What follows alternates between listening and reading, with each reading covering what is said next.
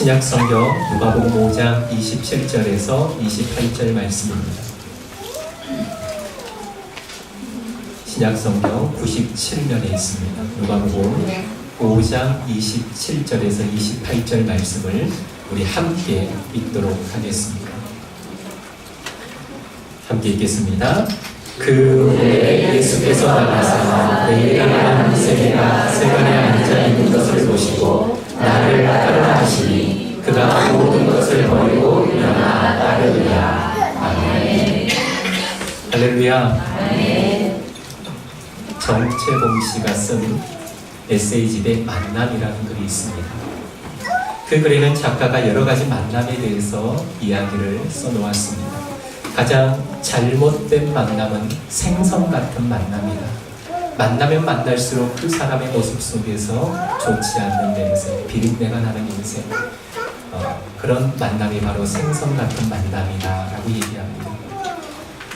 그리고 가장 조심해야 할 만남으로는 꽃송이 같은 만남이다 라고 말합니다.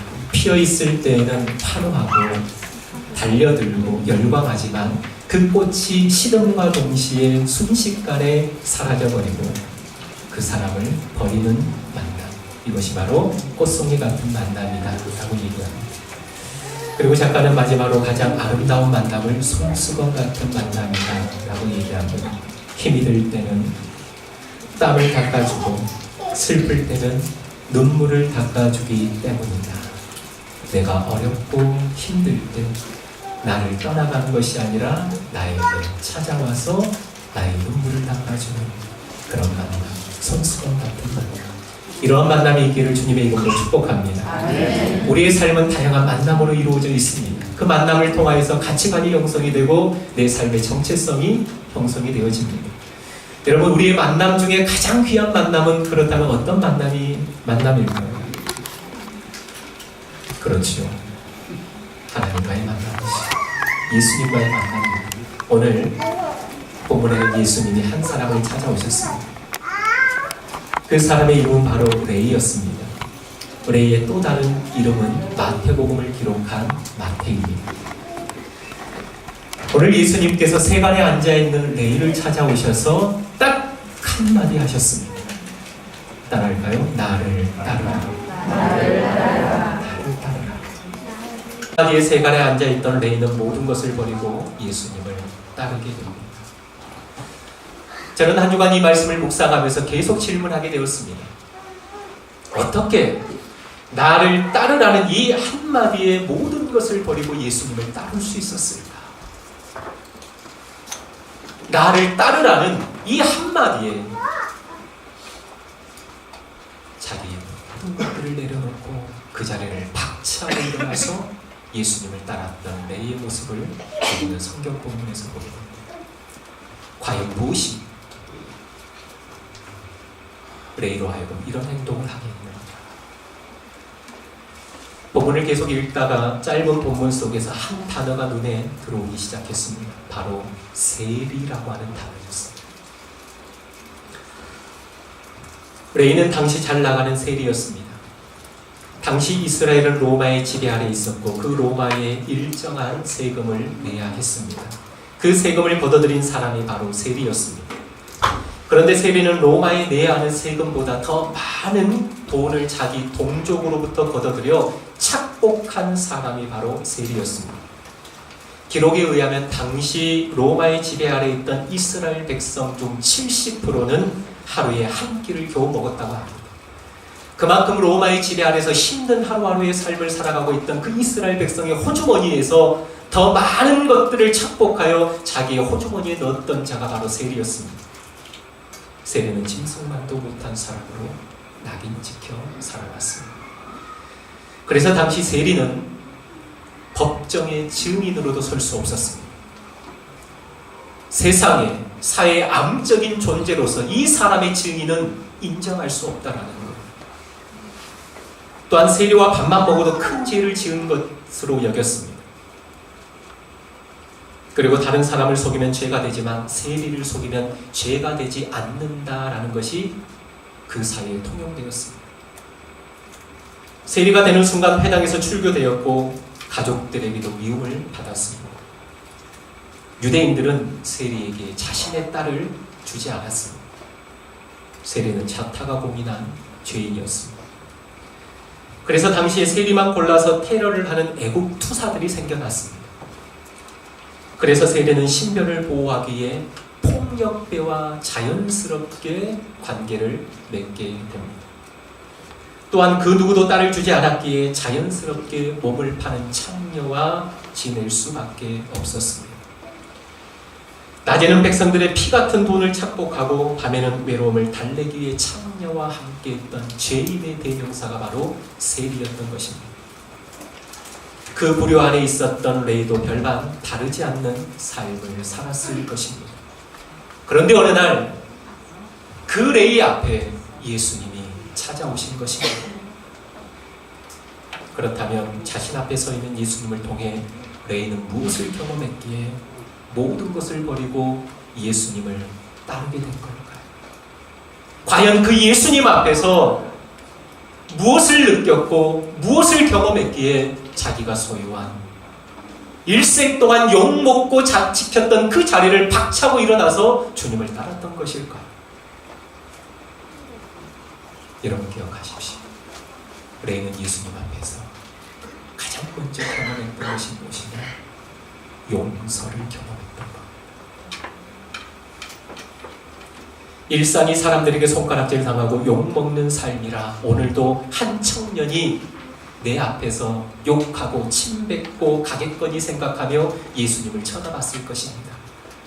저 사람도 내 삶을 아니 그래 한번 혀 한번 차고 욕하고 떠나겠지. 그러고 예수님의 눈과 마주쳤을 것입니다. 그런데 예수님은 레이를 그런 눈으로 바라보지 않았다라는 겁니다.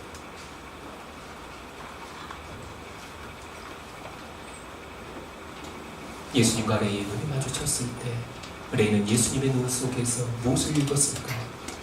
내가 너를 안다. 너 왜 그렇게 사니? 라는 책망도 아니셨습니다. 내가 너를 알아. 변명하기도 전에 주님이 그 레이의 마음을 아시고 내가 너의 과거를 알고 현재를 알아. 나는 너를 용서할 수 있어. 나는 너의 모든 것을 다 받아들일 수 있어. 그리고 너의 삶의 인생의 새로운 길을 열 수 있어. 레이가 본 것이 바로 이것이 아니었을까요? 누구보다도 사람들의 손가락질을 당하고 사회의 암적인 존재로 살아갔던 그 레이 앞에 섰던 예수님은 레이를 그러한 눈으로 보지 않고 내가 너를 용서한다. 내가 너를 사랑한다.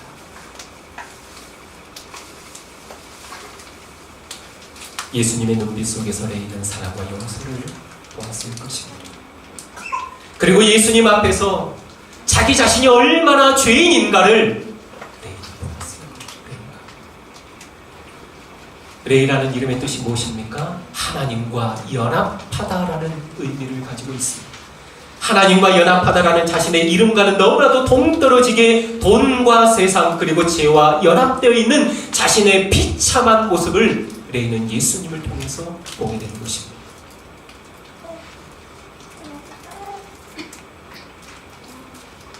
저분이 내 죄를 다 용서할 수 있겠구나. 저분이면 내가 모든 것을 끌어안고 저분에게 안기면 저분이 나를 안아주시겠구나 라는 것을 보았습니다. 여러분 예수님 앞에 서면 가장 먼저 보는 것이 무엇인 줄 아십니까? 뼛속 깊이 죄로 물든 내 자아를 보게 됩니다.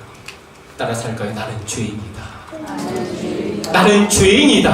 나는 죄인이다.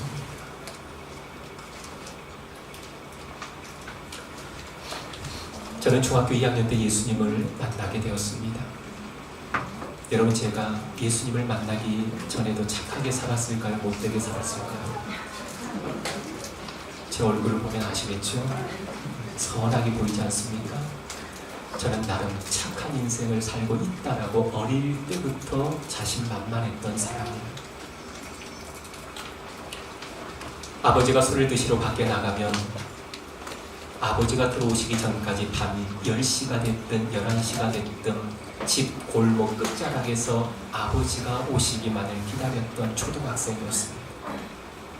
그리고 아버지가 술 드시고 들어와서 어머니와 싸우실 때는 비록 어린 초등학생이었지만 어머니의 보호자가 되어줘야 되겠다라는 마음으로 아버지 앞을 가로막고 섰던 초등학생이었습니다.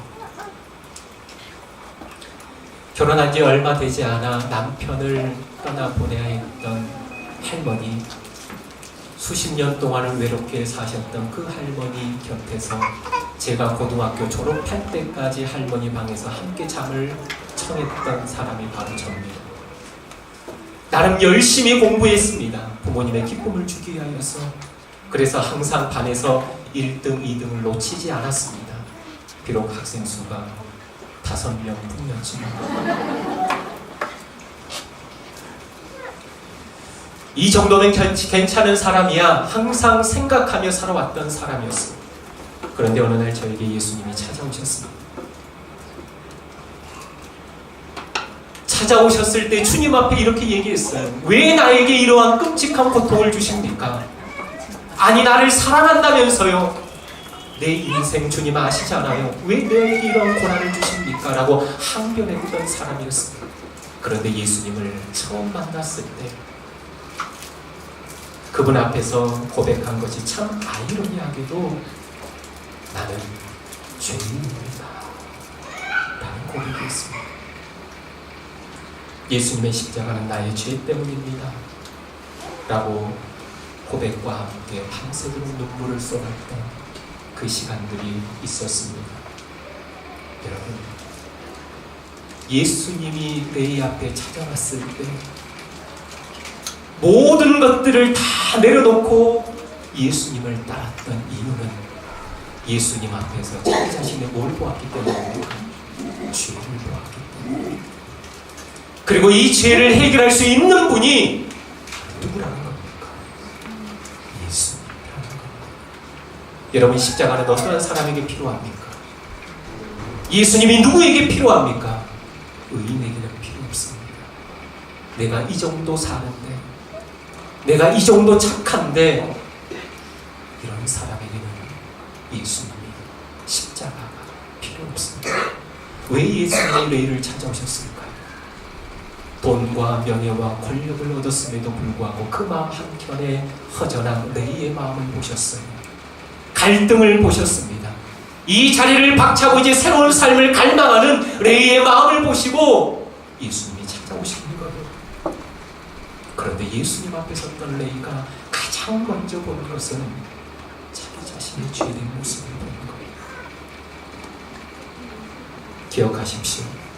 나 같은 죄인을 살려주신 그 놀라운 구원의 감격을 맛보게 되면 다 버리고 예수님을 따를 수 있음을 믿으시기 바랍니다. 내가 얼마나 큰 죄인인가를 아는 사람은 항상 가슴에 십자가를 품고 살아갈 수 있습니다. 여러분, 바울의 일생의 자랑이 무엇이었습니까? 갈라디아서 5장 14절은 이렇게 고백합니다. 그러나 내게는 우리 주 예수 그리스도의 십자가 외에는 결코 자랑할 것이 없다. 바울은 다 가진 자 아닙니까? 그보다 학식이 뛰어난 자가 어디였습니까? 그보다 문벌 좋은 자가 누구였습니까? 그는 유대인이고 왕의 지파에서 났고 모든 것을 가지고 소유할 수 있었던 자입니다. 그런데 그의 인생에 유일한 자랑이 있었다면 오직 십자가밖에 없었습니다.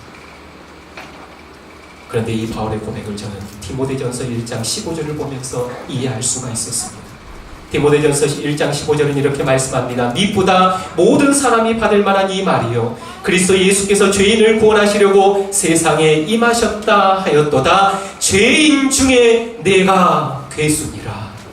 죄인 중에 내가 괴순이라. 나는 죄인입니다. 나는 죄인입니다. 그렇기 때문에 십자가가 필요하고 그렇기 때문에 내 일생의 자랑은 십자가뿐입니다. 나의 죄된 모습을 기억하고 내 자신이 끊임없이 죄인이다라고 고백하는 그 인생은 그의 삶의 자리에 십자가가 빛나고 있음을 믿으시기 바랍니다. 어느 순간부터 하나님 앞에서 나는 죄인 아니에요. 내가 이 정도 하는데, 내가 주님 앞에 이만큼 드리는데, 이만큼 헌신하는데 어느 순간부터 내 삶의 자리가 의의 자리에 서 있는 내 자신을 보게 되어집니다. 그렇기 때문에 십자가의 불빛은 희미해지고 십자가는 더 이상 내 삶의 자리에 자랑이 되지 못하고 있는 것을 보게 되어집니다. 사랑하는 성도 여러분, 나 같은 죄인 살리신 그 은혜와 감격을 잊을 때 축제의 예배는 종교적인 예배로 바뀌어갑니다. 그토록 예배 가운데 감격이 있고 눈물이 있었는데 언제부턴가 눈물이 사라져버렸고 감격이 메말라버린 이유가 무엇일까요?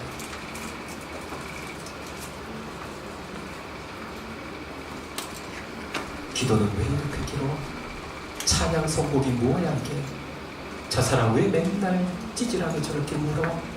서서히 남을 판단하게 되고 정죄하게 되고 비판하게 되는 이유가 무엇입니까? 내가 죄인이라는 사실을 잃어버리기 때문에. 내가 죄인이라는 사실을 잊을 때 우리는 남을 쉽게 판단하고 정죄하게 됩니다. 내가 죄인인데 누구를 판단할 수가 있어? 내가 이렇게 큰 죄인인데 누구를 정죄할 수가 있어? 저와 여러분은 하나님 앞에서 큰 죄인인 것을 믿으시기 바랍니다. 브레이는 평생 자신이 어떠한 사람인가를 잊지 않았어요. 제가 본문을 살펴보면서 마태복음을 읽으면서 큰 은혜를 받았습니다. 여러분, 마태, 마가, 누가복음 이 세 복음서에는 제자들의 이름이 다 기록되어져 있습니다. 한번 볼까요? 마가복음 3장 16절에서 18절을 우리 함께 같이 읽도록 하겠습니다. 시작. 시몬에게는 베드로라는 이름을 더하셨고 또 세베대의 아들 야고보와 야고보의 형제 요한이니 이 둘에게는 보아너게 곧 우리의 아들이란 이름을 더하셨으며 또 안드레와 빌립과 바돌로메와 마테와 야고보와 및 다데오와 가나안 시몬입니다. 마가복음에는 12제자의 이름을 기록할 때 전직을 기록하고 있지 않습니다. 다 이름을 기록하고 있습니다. 그냥 마태라고 기록하고 있습니다. 누가복음을 볼까요? 누가복음 6장 13절에서 15절 시작. 발견해 그 제자들을 부르사 그 중에서 12를 택하여 사도라 칭하셨으니 곧 베드로라고도 이름을 주신 시몬과 그의 동생 안드레와 야고보와 요한과 빌립과 바돌로메와 마테와 도마와 알페오의 아들 야고보와 실로시라는 시몬과 여기에도 마테와라고 기록하고 있습니다. 그런데 여러분, 제가 설교 처음에 말씀드렸던 것처럼 레이의 또 다른 이름이 뭐라고요? 마태입니다. 마태복음을 기록한 마태입니다. 그런데 이 마태가 제자들의 이름을 기록할 때 어떻게 기록했는지 우리 함께 읽도록 하겠습니다. 마태복음 10장 2절에서 3절입니다. 시작. 이러하니 베드로라는 시몬을 비롯하여 그의 형제 안드레와 세베대의 아들 야고보와 그의 형제 요한 빌립과 바돌로메 도마와 세리 마테 알페오의 아들 야고보와 다데오. 저는 이 본문을 읽다가 정리했습니다. 마가와 누가는 제자들의 이름을 기록하면서 전직을 말하고 있지 않습니다. 그런데 마태는 12사도의 이름을 기록하면서 다른 사도의 전직은 하나도 기록하지 않으면서 유독 자신의 전직은 뚜렷하게 밝히고 있는 모습을 봅니다. 여러분, 세리가 무엇입니까? 명예로운 직업입니까? 누구에게 떳떳이 내보일 만한 자랑스러운 직업입니까? 아닙니다. 장녀와 함께 죄인의 대명사로 불렸던 그 사람이 바로 세리입니다. 당시 사람들이 그렇게 치를 떨고 이를 갈았던 세리라는 직업을 마태 의뢰인은 영광스러운 사도의 반열에 서 있으면서도 기록해 놓았다라는 겁니다. 예수님의 제자로 부름받고 가는 곳곳마다 병을 고치며 귀신을 쫓아내는 권능과 능력을 받고 주님의 제자로서의 영광스러운 반열에 서 있는 그 마태가 자신을 소개할 때 세리라는 직업을 뺄 수도 있지만 너무나도 당당하게 세리라는 직업을 자기 이름 앞에 쓰고 있다라는 것입니다. 왜일까요? 죄인을 불러 회개시키는 하나님의 은혜가 얼마나 큰지 확인시켜주는 것이 바로 세례였기 때문입니다. 나는 죄인입니다. 세리마테라는 것은 하나님 나는 죄인입니다. 하나님 앞에 엄청난 큰 죄악을 저지른 나는 죄인입니다라는 고백이 바로 세리마테라는 겁니다.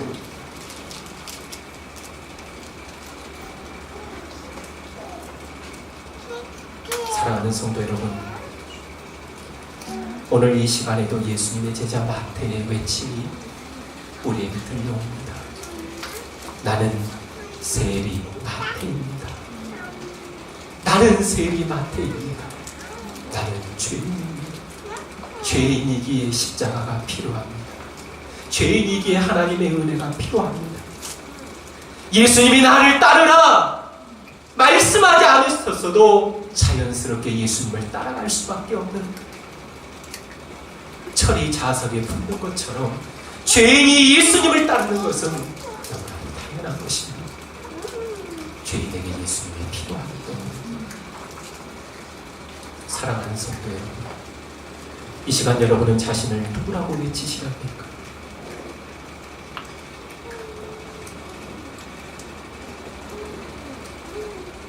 세리마테처럼 다시 한번 하나님 앞에 하나님의 은혜가 없으면 살 수 없는 죄인입니다.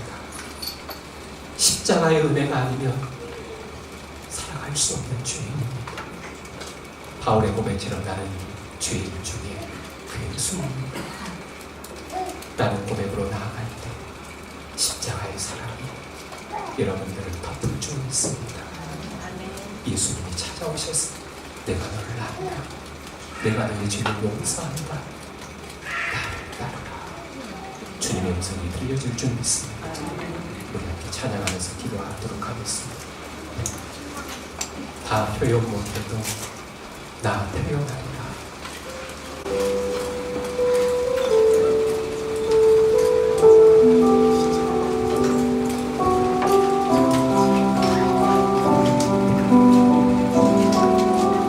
하나님의 사랑이 너무나도 크니 표현하도록 하겠습니다. 다 표현 못해도 나 표현하리라. 다 고백 못해도 나 고백하리라.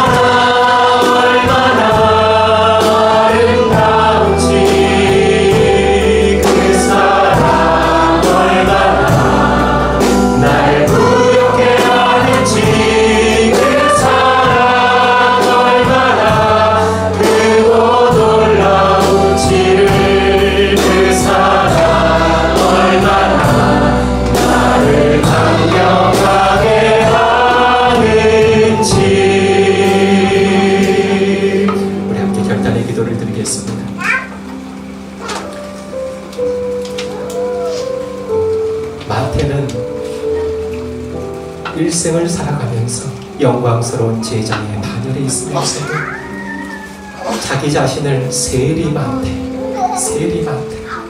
나는 죄인입니다. 나는 죄인입니다. 그렇기 때문에 십자가가 필요합니다. 매일매일 하나님의 은혜가 필요합니다. 그런 고백으로 이 땅을 살아갔습니다. 저와 여러분의 고백은 무엇입니까? 어느 순간 이만하면 됐지, 이 정도 하면 됐지, 어느 순간 내 자리가 서기관과 바리새인의 자리에 서 있지는 않습니까? 예수님 말씀합니다. 너희가 소경되었다면 죄 없으려니와 본다고 하니 죄가 있느니라. 나는 죄인입니다라고 고백하는 그 사람 앞에 예수님은 그래, 내가 너를 용서하마 은혜의 주로 서 계시지만 본다고, 죄 없다고, 의롭다고 고백하는 그 인생 앞에는 도리어 죄를 그대로 두시는 예수님의 모습을 보게 됩니다.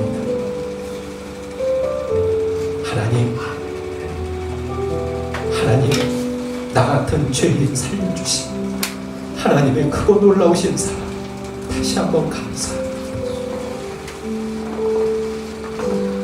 내가 어떠한 모습이었는지를 잊지 않고 십자가의 사랑을 감격하며 이 땅을 살아가는 마태와 같은 인생을 살아가는 내 자신이 되게 달라고 우리 하나님 앞에 결단의 기도를 함께 드리겠습니다. 기도하겠습니다.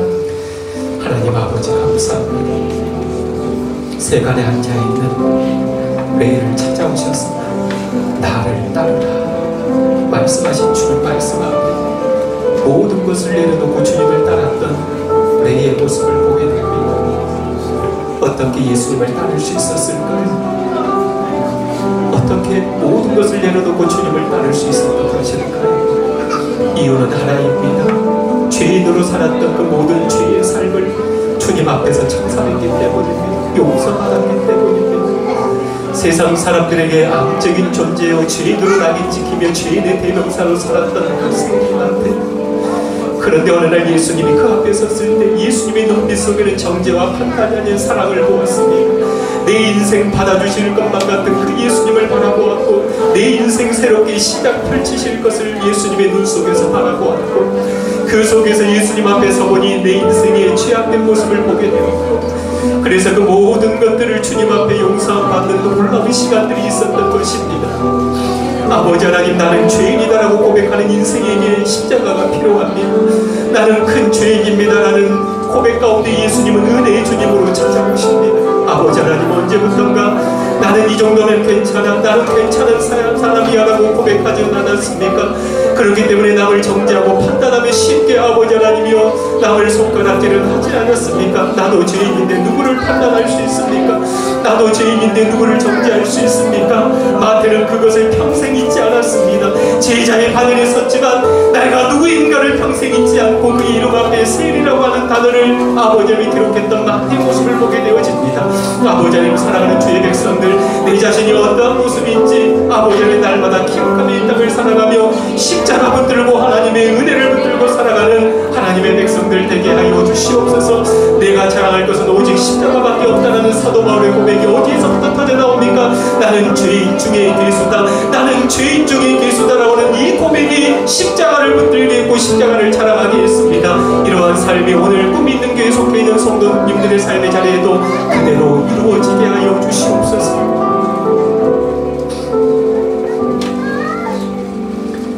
나는 세리 마태입니다. 세리라는 직업을 뺄 수도 있었지만 마태는 제자들의 이름을 기록하면서 다른 제자들의 전직은 하나도 기록하지 않았지만 유독 자신의 전직을 기록하고 있습니다. 나는 죄인이었다. 지금도 죄인이다. 너무나도 부족한 인생이다. 그렇기 때문에 십자가의 은혜가 필요하고 하나님의 사랑이 필요하다. 그런 마음으로 일생을 제자의 길을 걸었던 세리 마태의 모습이 오늘을 살아가는 우리 모두의 모습이 되게 하여 주시옵소서. 어느 순간 우리는 의로운 자리에 서 있지 않습니까? 남을 비판하고 판단하는 자리에 서 있지 않습니까? 바리새인적이고 서기관적이고 사두개인적인 그러한 모습으로 우리가 살아가고 있지는 않습니까? 주여 불쌍히 여겨주시고 다시 한번 그 하나님 앞에서 나의 죄된 모습을 고백하고 은혜를 갈구하고 갈망하는 인생이 되게 하여 주옵소서. 나는 세리 마태입니다 라는 이 고백이 한 주간 우리의 삶의 자리에서도 울려 퍼지게 하여 주시옵소서. 감사하며 예수님의 이름으로 기도하옵나이다.